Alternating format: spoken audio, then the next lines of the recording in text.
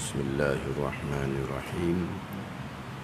Alhamdulillahi rabbil alamin, wassalatu wassalamu ala sayyidil mursalin wa ala alihi wa sahbihi ajma'in. Rabbi syrah li sadri wa yassir li amri wahlul 'uqdatam min lisani yafqahu qawli. Subhanaka la ilma lana illa ma 'allamtana innaka antal alimul hakim. Wala haula wala quwwata illa billahil aliyyil azim. Kitab Minhajul Abidin, muka surat 7, baris yang kedua daripada bawah. Muka surat 7, baris yang kedua daripada bawah.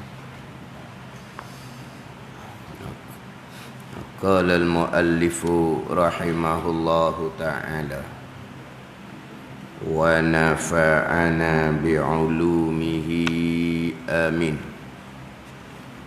Maka berkehendak, yakni berkehendak oleh hamba, maka berkehendak tak dapat tiada daripada hamba. Maka berkehendak tak dapat tiada. Berkehendak ni daripada hamba. Maka berkehendak tak dapat tiada, yakni mesti. Daripada hamba kepada menolakkan akan segala yang menegah akan dia ini. Mana segala yang menegahkan akan dia ini, yakni 4 perkara yang menegah hamba daripada ibadah. Yang pertama dunia, yang kedua makhluk, yang ketiga syaitan, yang keempat nafsu.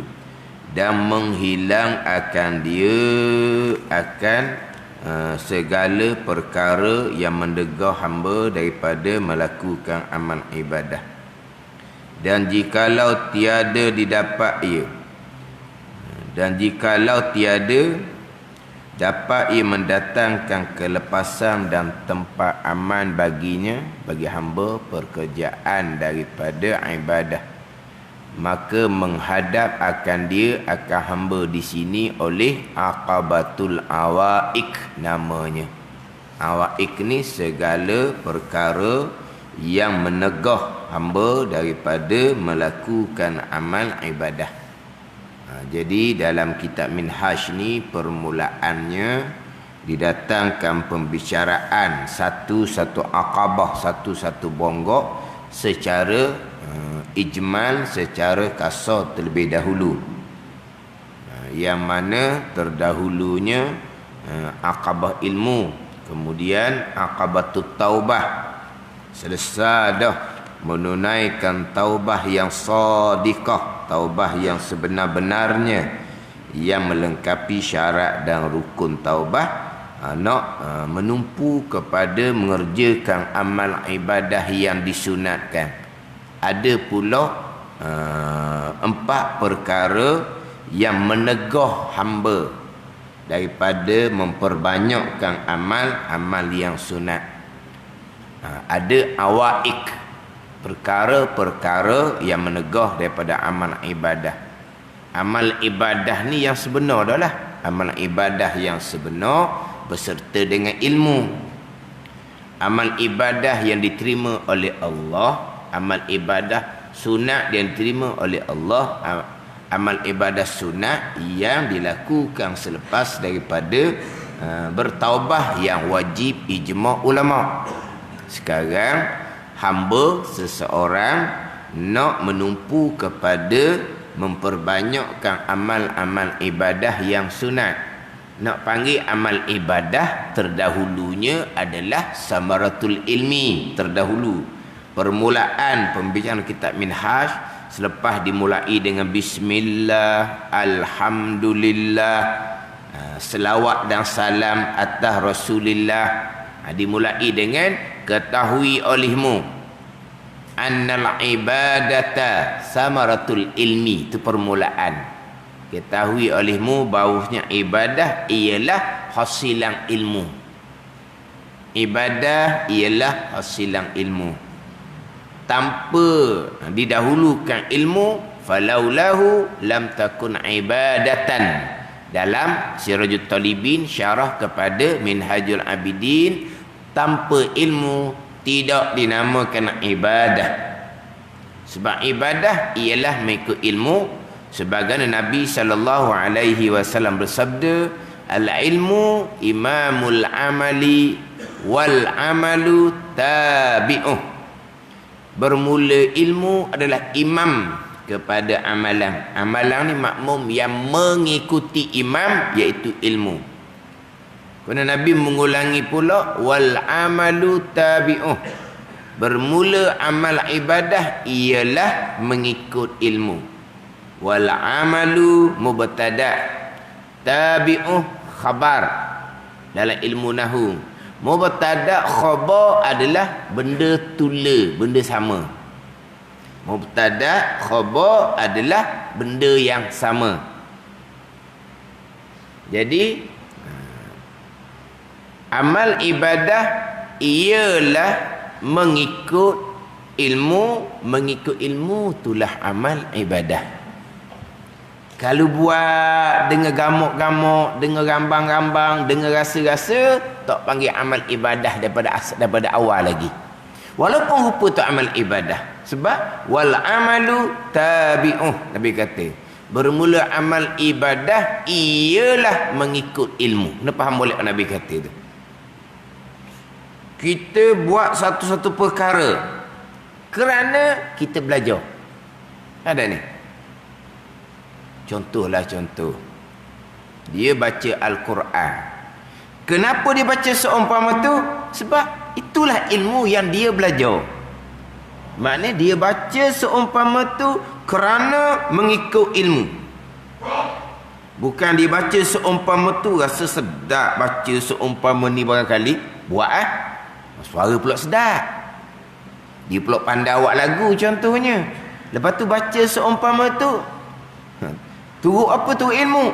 Dah rasa-rasa gini dah barangkali. Tak panggil amal ibadah seumpama tu. Maknanya dia baca gitu ialah mengikut ilmu. Itu contoh. Mana kita dalam sembahyang ni buat seumpama tu turut ilmu. Baca seumpama tu turut ilmu. Baca Fatihah seumpama tu turut ilmu. Baca tasyahud seumpama tu turut ilmu. Bukan baca tasyahud seumpama tu turut ilmu ke tak? Pakai baca je lah. Sedap-sedap gitu je lah. Dah turut ilmu ke tak? Turut ilmu ni kita baca mengikut apa yang diajar oleh cikgu kita. Baca tasyahud begini baca-baca. Sama macam Fatihah tu lah. Kan orang kita kan, kalau jumpa tok guru kau nak betul Fatihah, dia pun baca Fatihah depan tok guru, depan ustaz. Sebab apa gitu? Sebab dia nak baca Fatihah nak turut ilmu, bukan turut rasa sedap. Dia pun baca Fatihah, maka diperbetulkan oleh guru, maka dia pun perbetulkan bacaan Fatihah. Jadi Fatihah dia baca seumpama tu turut ilmu yang dia ajar oleh guru dia. Kenapa tu? Dia baca mengikut ilmu. Baca tasyahud pula samalah macam Fatihah, rukun qauli juga. Baca menurut ilmu. Itu panggil amal ibadah. Wal amalu tabi'un. Apa perbuatan yang kita lakukan di dalam sembahyang, apa bacaan yang kita lakukan di dalam sembahyang, tu ilmu. Bukan rasa-rasa selesa, suka sendiri, bukan. Itu bukan amal ibadah. Kita jadi makmum contohnya. Kita pun turut tu imam begian. Kenapa turut seumpama tu? Kerana turut ilmu. Sebab kita sebagai makmum kena buat begian. Tiba-tiba tu imam ni manusia biasa, berlaku kesalahan. Macam mana kita makmum nak buat menurut ilmu? Sebab tak masalah dah tu. Iman yang kat lebih dah tu. Naik kat lebih lah kita kata. Lepas tu makmum nak buat macam mana? Nak buat macam mana? Turut ilmu. Itu berpanggil amal ibadah. Sebab apa? Semuanya ada ilmu panduan belaka. Jadi wal amalu tabi'uh. Tu cerita hak zahir, dah cerita hak batin pula. Berpegang seumpama tu ilmu kita belajar dah, itu akidah ahli sunnah wal jamaah. Hati bersifat seumpama tu, kita belajar dah sifat-sifat mahmudah. Ikhlasnya macam mana, syukurnya macam mana, tawakulnya macam mana. Jadi hati kita tu bersifat dengan sifat kepujang itu turut ilmu. Ini hak batin, hak tak nampak. Jadi wal amalu, Nabi kata tabi'u, bermula amal ibadah ialah mengikut ilmu. Sebab itulah kita buat ikut sedak kita lah. Tak belajar lagi ni. Lepas belajar kemudian kebetulan betul. Kebetulan betul. Dia payah nak jumpa kebetulan betul. Kalau sebelum tu buat tanpa ilmu, kemudian baru belajar, tak jadi kebetulan betul. Yalah, sembahyang sama, baca Quran sama. Dia sebelum tu tak belajar Quran. Dia reka sendiri. Dia baca sampai kelacau. Bukan lacau. Baca sampai keingat mulut. Dia baca Yasin sampai keingat mulut. Lepas tu saya nak baca Yasin sekali ni. Tolong kau tegur mana salah. Dia baca Yasin, baca mulut dah, tak ada Quran dah. Mana hafal dah lah. Baca Yasin mulut. Dia baca Yasin. Tak boleh nak tegur. Apa? Salah sangat. Tak bunyi Yasin pun. Sampai ke tak bunyi Yasin. Tak tahu hukum no mati, tak tahu. Tak tahu. Mana kita kata bukan Yasin gitu. Lepas tu tegur, tak boleh nak tegur sebab salah belaka.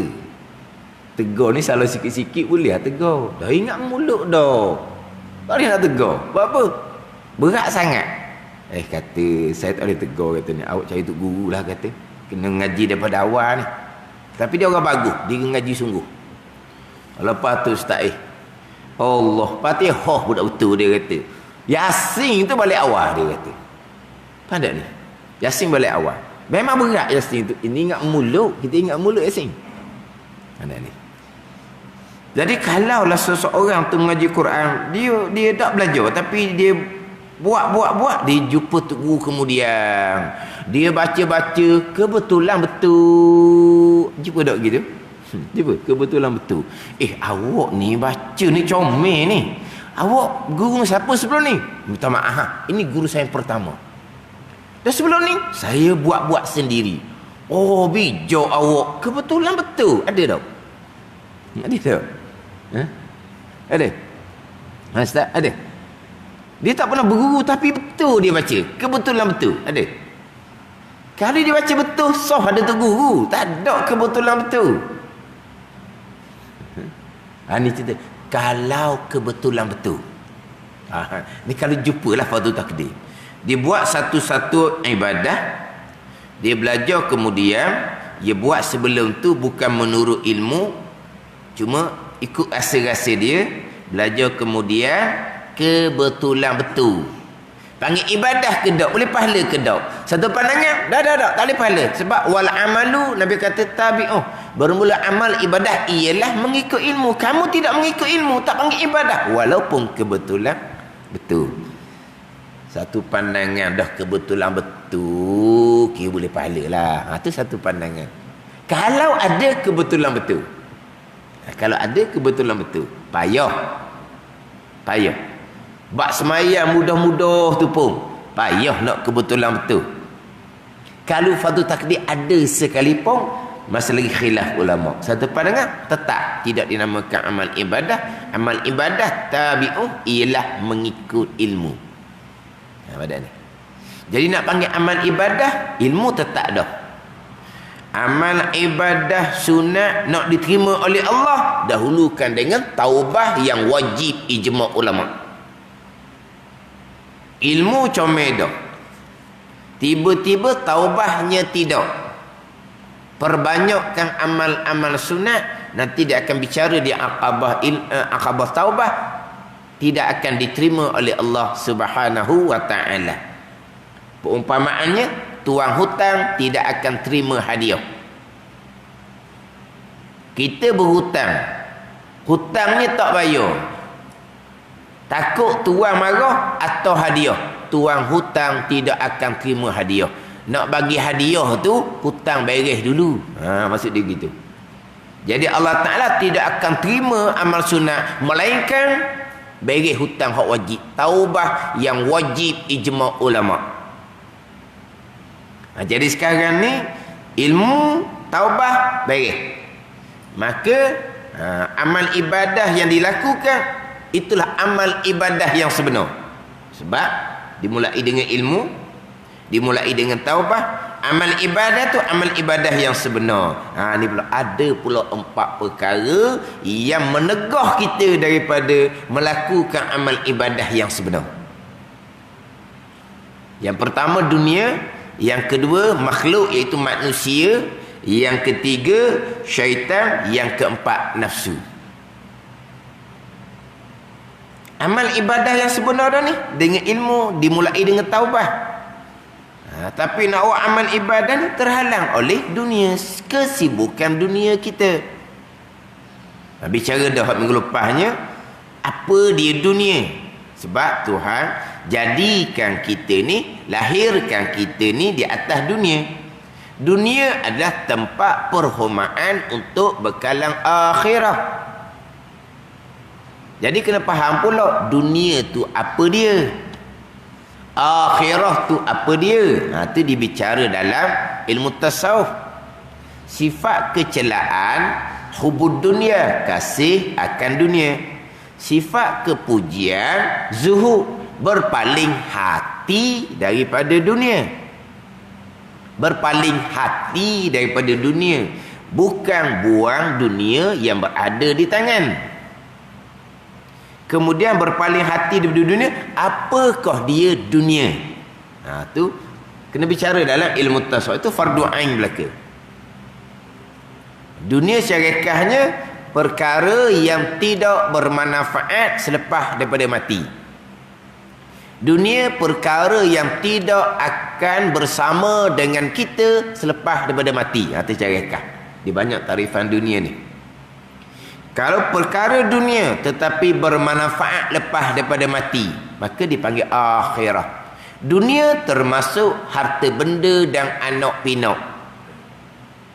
Kita mati dah, harta benda yang kita tinggalkan, yang dipusakai oleh anak pinak kita, digunakan untuk ketaatan.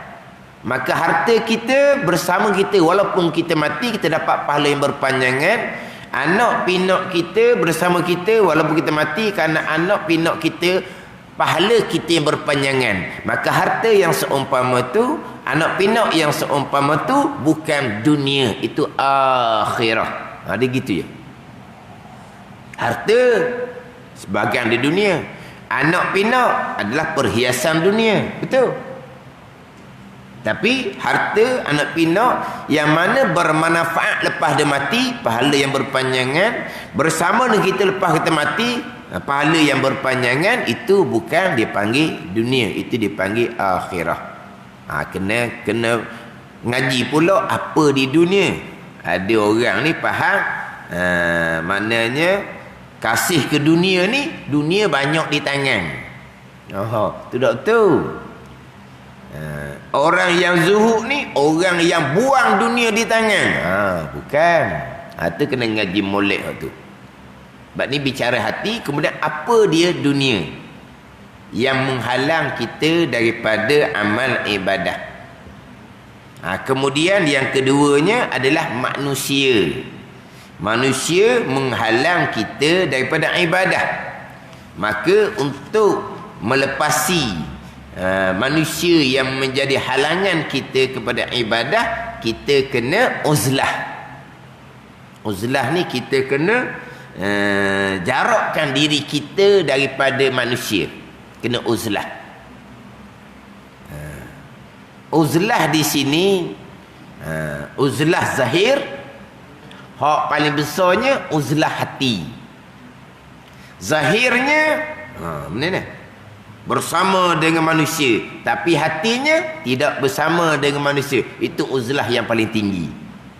Cuma kita ni apabila zahir bersama dengan manusia, hati pun bersama dengan manusia. Itu rolik kita.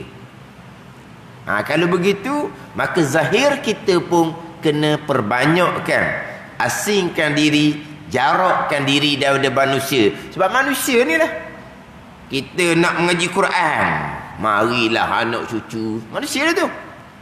Nak mengaji Quran, marilah anak beranak. Nak mengaji Quran, marilah jiran tetangga, kawan-kawan. Ini semua yang menegah kita daripada amal ibadah. Sekarang ni tak payah mari dah. Nak mengaji Quran je, telefon bunyi. Cukup lah. Dia telefon bunyi tu kok panas telefon. Sebab apa? Sebab unlimited apa mereka? Benda bukan unlimited ni, bukan unlimited. Hak panggilan free tu. Unlimited benda lain dah. Hak panggilan free kan kita dulu kan. Nak cakap kita beringat. Sebab apa? Bil dia berapa? Melambung. Sekarang dia punya package panggilan tu 24 jam pun meletup telefon tu, dia tak naik bil. Apa ada ni? Dia panggilan percuma, begitulah. Dia ada package-package dia kan. Jangan panggilan luar negara lah. Panggilan luar negara. Tengok-tengok bil 100 lebih. Panggilan ke Thailand patut kata. Package murah je. Sebab masa bayar 100 lebih. Kejut kot mula-mula kita tanya kedai, tengok ke ustaz dia pun mana? Telefon Thailand. Thailand tak masuk package dia kata. Thailand dia cah dia kata, tinggi dia kata.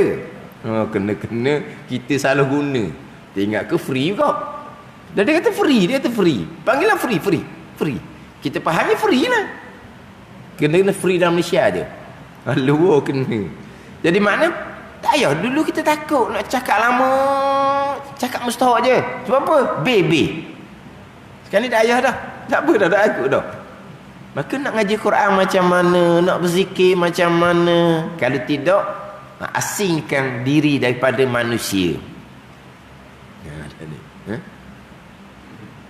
Tapi kena ngaji molek pula.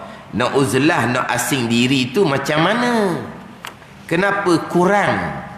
Kenapa kurang dah kita dengan gaul dengan orang ramai ni? Orang ramai tak jadi. Saya seorang je baik. Ujuk pula. Orang ramai tak jadi belaka. Tak boleh nak kawan orang ramai ni. Lara belaka. Saya seorang je tak lara. Tu ujub dia panggil. Kenapa kurang? Kurang. Tak macam dulu. Dulu gok sepagi kedai kopi. Ni cerita orang-orang pecing lah. Sepagi kedai kopi. Sekarang ni kurang dah haji. Sekarang ni gitulah. Kita orang tua-tua ni. Sebab kita orang lemah. Kalau kita duduk tak jaga pergaulan, kita orang lemah ni punah. Kita jadi punah. Sebab kita orang lemah.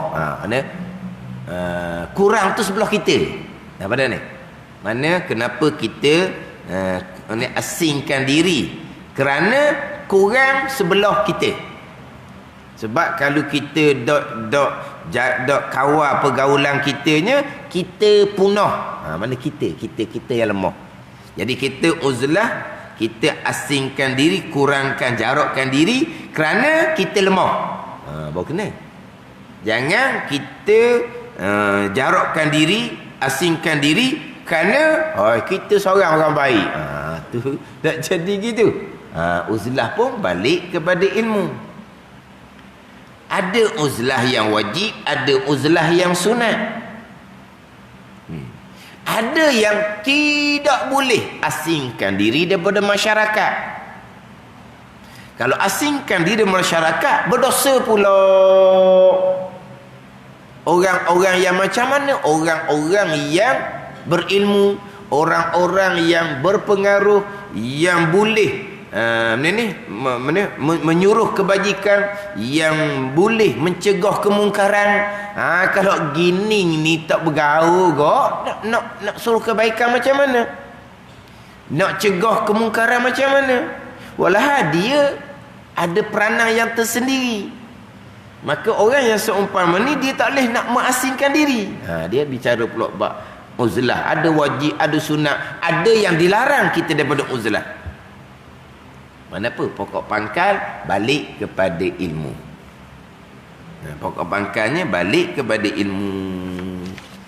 Memang sekarang lah kita kata kok, kalau dok jaga molek pergaulan kita, hak telefon tadi contohnya, dipenuhi dengan perkara yang sia-sia, permulaan. Sia-sia ni yang tidak memudaratkan. Sia-sia dengan makna tidak berpahala dan tidak berdosa. Tu sia-sia dia panggil. Tidak berpahala dan tidak berdosa. Tapi yang sia-sia ni lama-lama dia pun tarik kepada dosa. Pergilah pula kepada umpatan, makian, fitnah. Tu banyak dah lah jadinya.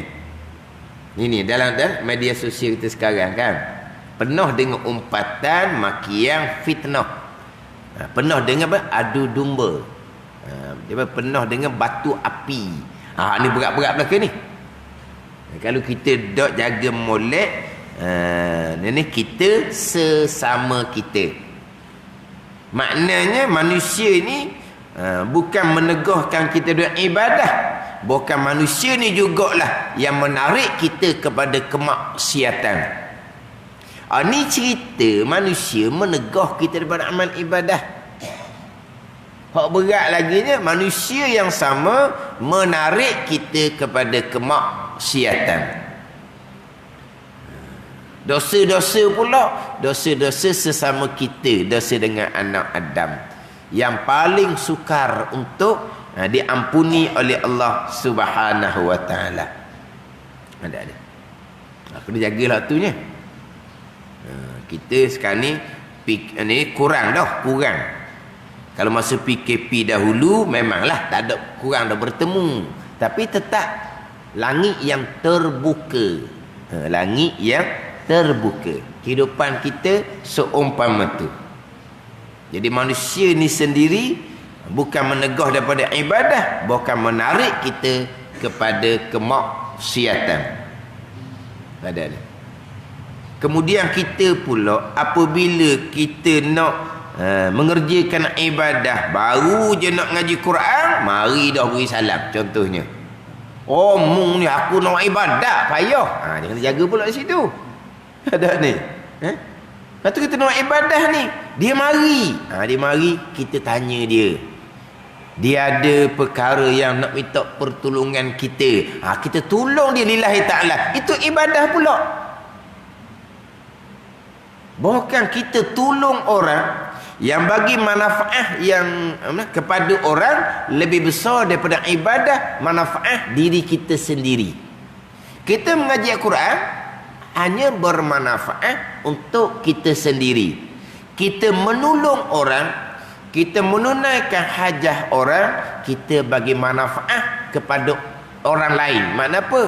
Manfaat yang melampau daripada diri, yang melebihi daripada diri kita. Itu lebih besar pahala. Al-muta'addi khairun minal qasir. Kebajikan yang manfaatnya umum lebih baik daripada ibadah yang hanya manfaat untuk diri kita sendiri. Mana kita nak baca Quran, orang mari kita tunaikan hajat dia, kita boleh pahala lebih besar daripada ibadah membaca Al-Quran yang hanya manfaat untuk diri kita. Pada dia apa-apa perkara kena berjalan atas garis ilmu. Kalau tidak, kita ingat kita nak ibadah ni, maknanya kita cerita pula. Kita baru baca Quran 2-3 muka, mari dah. Banyak dia baca. Baru 2-3 muka, maknanya baca banyak. Nak ceritanya, spesial lain pula jadinya. Ada ni. Sebab itulah kata, Ada ketika uzlah, ada ketika orang mari, kita kena ra'i, tak boleh uzlah. Bukan bila kita nak uzlah orang mari kita perambat, bukan. Bukan. Ada ni. Lepas tu ada ketika kita uzlah, ada uzlah yang wajib, ada uzlah yang sunat, ada uzlah yang dilarang. Kena letak pada ilmu lah pula. Ada ni.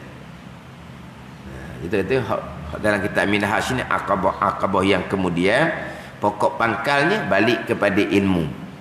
Kemudian hak yang menegahnya syaitan. Syaitan yang menegah kita daripada amal ibadah. Yang mana dalam kitab Minhaj nanti dia akan bicara berkaitan dengan tipu daya syaitan, yang mana terkadang syaitan menyeru kepada kebajikan.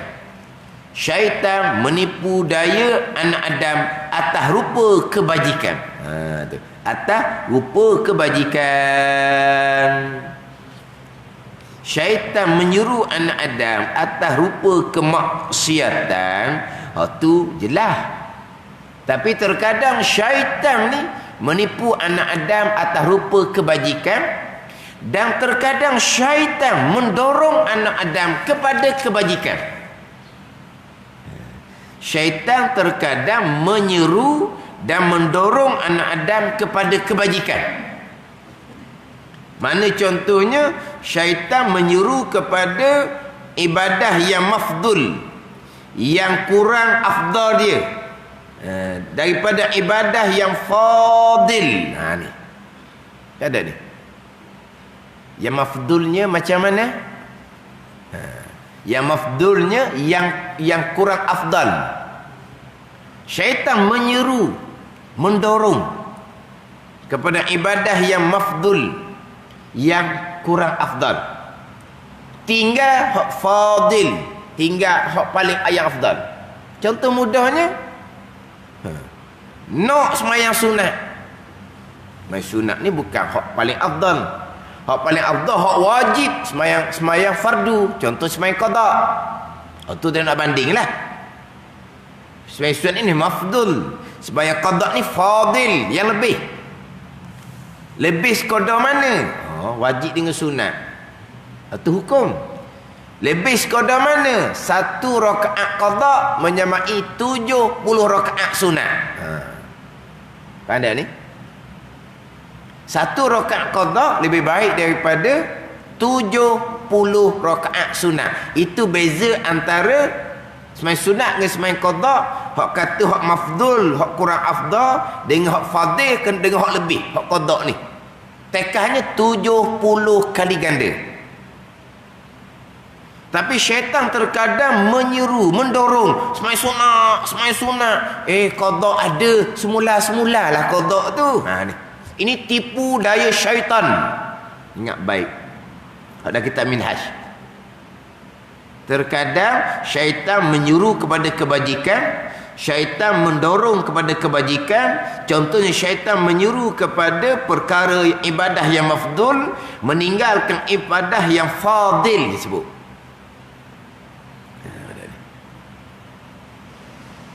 Tu jelas-jelas tipu daya syaitan berpunca daripada kejahilan yang sangat-sangat. Memang kejahilan yang sangat-sangat. Tanpa ilmu, taubahnya macam mana? Qada tu taubah. Wajib ijma' ulama, wajib bersegera. Ada ni. Wajib ijma' ulama, wajib bersegera. Orang yang ni takut akan Allah akan bersegera taubah, tidak tangguh-tangguh. Orang yang ingat akan mati, sifat mahmudah, akan segera bertaubah. Orang takut akan Allah, sifat mahmudah, akan segera kepada taubah. Orang ingat akan mati, sifat mahmudah, akan segera kepada taubah. Kalau tinggal sembahyang, rukun taubahnya qada. Qada wajib 4 mazhab. Qada wajib bersegera 4 mazhab. Tak ada nak tangguh-tangguh. Nantilah, nanti itu orang tak takut ke Tuhan. Nanti qada kemudian orang yang tak ingat mati bila-bila masa. Kalau kita takut kepada Allah Ta'ala, satu waktu sembahyang yang kita tinggal terdahulunya, nama tercatat di pintu neraka untuk satu waktu. Ada ni. Jadi kalau takut akan Allah, takut akan neraka Allah, yang nama kita tercatat, segera tunaikan hak-hak kefarduan yang kita tinggalkan. Tapi tak apa, nanti dulu hak nak padamkan nama di neraka ni. Nak buat apa? Saya nak sembahyang sunat. Itu sah jahil. Memang tipu daya syaitan. Dan kita minhat terkadang, tapi kita minhat tak contohlah dengan qada sembahyang sunat. Cuma kita minhat cerita syaitan terkadang menyuruh kepada kebajikan, mendorong pada kebajikan. Contohnya menyuruh kepada ibadah yang mafdul, yang kurang afdal, meninggalkan ibadah yang fadil, ibadah yang paling afdal. Tu. Sembahyang sunat mafdul, sembahyang qada tu fadil, wajib ijma' ulama. Tinggal. Nanti saya buatlah, nanti. Itu panggil apa tu? Panjang angan-angan. Lupa akan kematian bila-bila masa. Panjang angan-angan, sifat kecelaan. Tak ada nanti. Nama tercatat di pintu neraka, mati bila-bila masa. Kalau takut akan Allah, takut akan neraka Allah, akan segera padamkan nama di pintu neraka dengan melengkapkan rukun taubah, qada bersegera. Tak ada bahagian dah. Nak kemudian tidak ada. Tapi mari mana semangat nak sembahyang sunat ni, qada banyak ni, diseru oleh syaitan, didorong oleh syaitan. Dia pun bercakap sebagaimana syaitan yang bercakap. Nantilah. Nanti apa? Nanti ibadah wajib. Siapa yang cakap nanti ibadah wajib itu? Syaitan lah. Betul, syaitan ni minal jinnati wan nas. Ni. Syaitan daripada jin dan syaitan daripada manusia.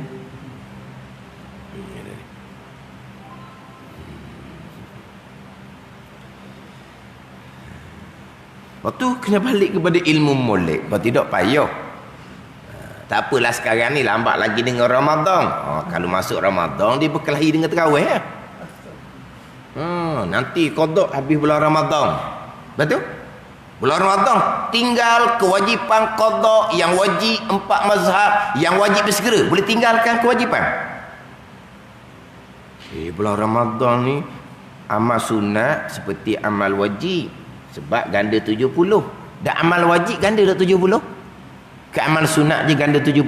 Amal wajib ganda 70 juga. Badan. Tu payah tu kena balik pada ilmu tu.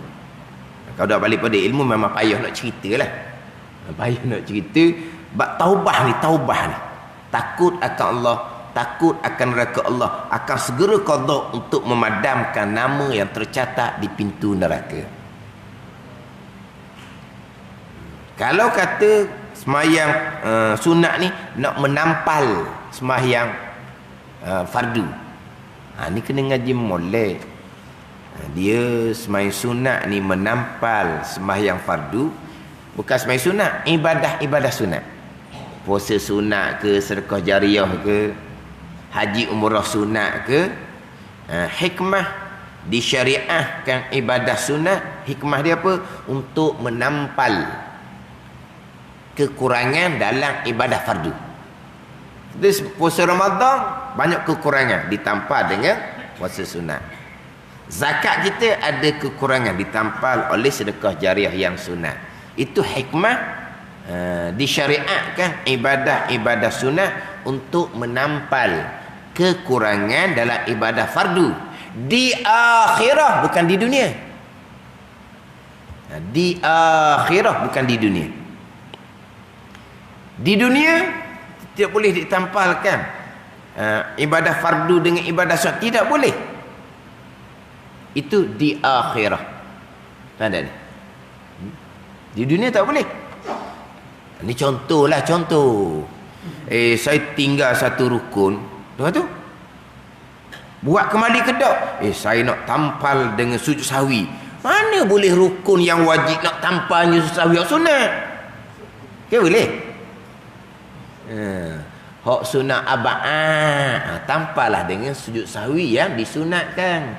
Kalau tinggal rukun, tak ada nak tampal dengan sujud sahwi. Sebab itu rukun wajib. Mana boleh tampal dengan sujud sahwi yang hanya hukum sunat?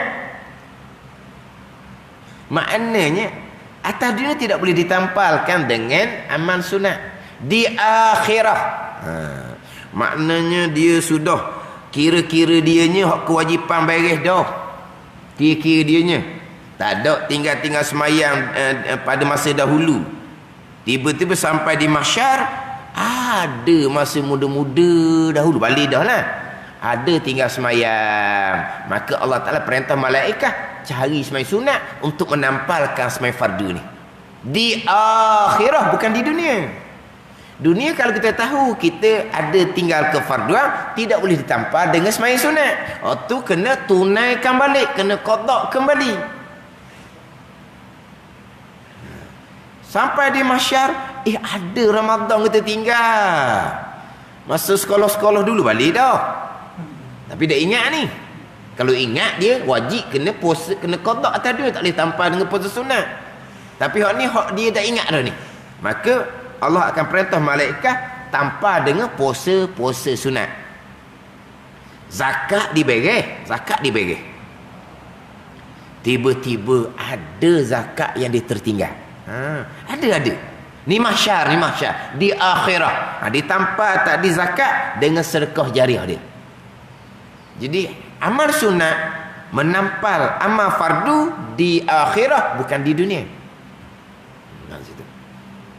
Di dunia kalau kita sedar sembahyang yang kita tinggalkan, puasa yang kita tinggalkan, zakat kita tak bayar, tak boleh tampal dengan amal ibadah sunat. Itu wajib kita tunaikan segera. Kita balik kepada ilmu molek. Takut apa? Takut tertipu oleh syaitan atas rupa kebajikan. Syaitan menyuruh, mendorong atas rupa kebajikan. Tapi sebenarnya ada tipu dari syaitan. Tapi kalau hak